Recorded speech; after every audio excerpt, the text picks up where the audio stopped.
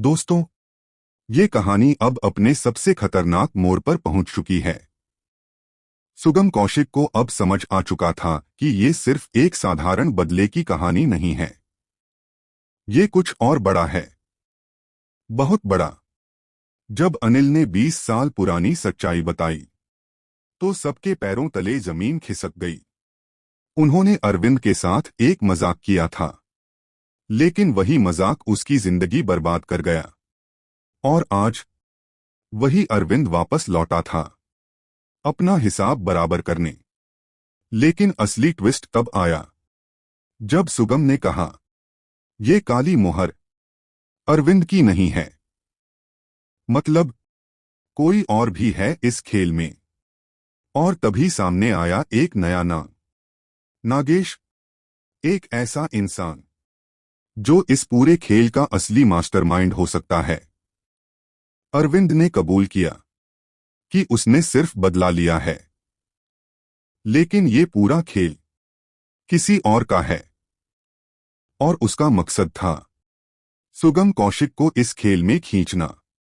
अब कहानी और भी खतरनाक हो चुकी थी। फिर सब लोग पहुंचे पुराने हॉस्टल में, जहां से ये सब शुरू हुआ था। और वहीं अचानक अरविंद उनके सामने आ गया।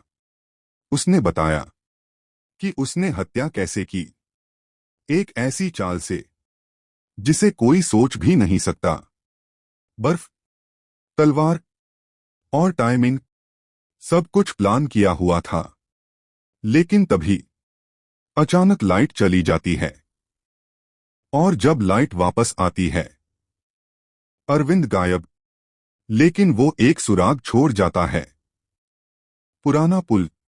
सुगम तुरंत समझ जाता है, और सब लोग पहुंचते हैं गोमती नदी के पुल पर, जहां अरविंद उनका इंतजार कर रहा होता है। वो सरेंडर कर देता है, लेकिन तभी एक और बड़ा झटका लगता है। उसकी लिस्ट में एक नया नाम जुड़ चुका था, सुगम कौशिक। और उसी पल एक रहस्यमयी कार दूर से सब कुछ देख रही होती है। सुगम समझ जाता है, वो यहां था, नागेश। और कहानी यहीं खत्म नहीं होती, क्योंकि अब शुरू होने वाला है सबसे खतरनाक खेल। अगली कहानी के लिए चैनल को सब्सक्राइब जरूर करें।